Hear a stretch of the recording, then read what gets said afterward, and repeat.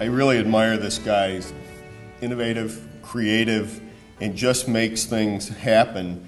We're here today at the Proctor's campus, and I'd like to introduce Philip Morris, the CEO of Proctor's.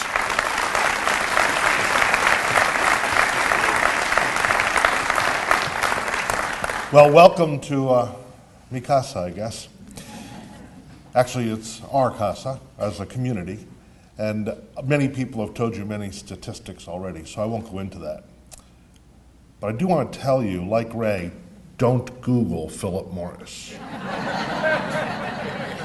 Can't find me. It's a new way to be anonymous in the world of the internet. Cinderella might be the name of my next kid. Also, I want someone to tell Ray, who had to leave, that in fact the biggest downtown investment project was right here. $42 million we spent on this facility, including the central heating and chilling plant that heats and cools the center city across the street, as well as the other properties on this side of the street, a number of other properties on this side of the street. But I thought maybe it might be valuable to have a couple of anecdotes, not so much about Proctor's, but about me and my family.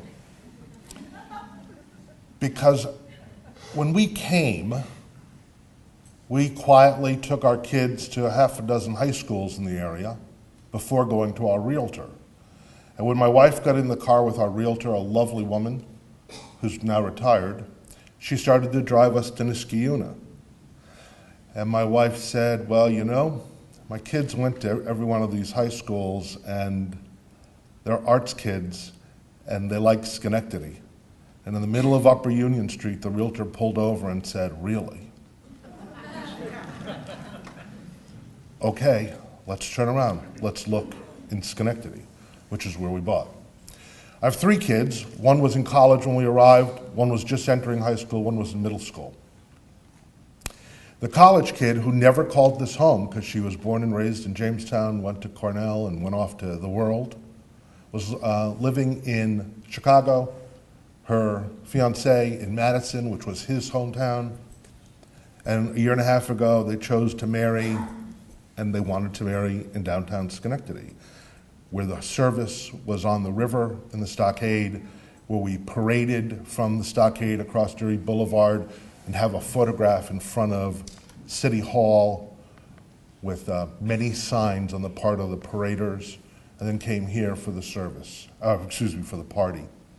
Everybody who came to the event stayed downtown. Nobody drove. Everything happened downtown.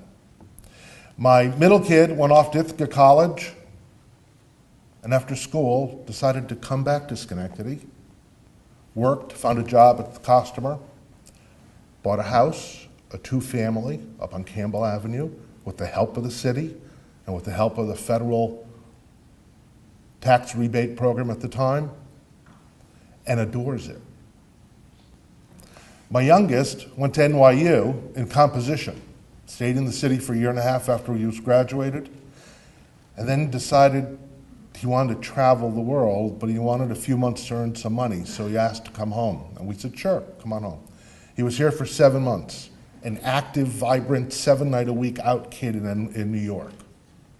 When he left, on the car ride to the airport, he says, I have to tell you guys something. I'm shocked. I could live here easily. I had something to do every night. I had music to make or listen to somewhere every night.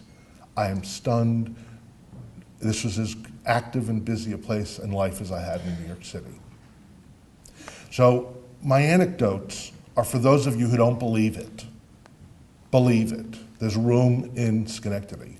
Lots of room. Room to make change, room to do things. The smallest city in America that has the quality of arts life that we have. There's no city smaller that has the quality of arts life we have here. Our school's terrific, and the community's a blast. Thank you.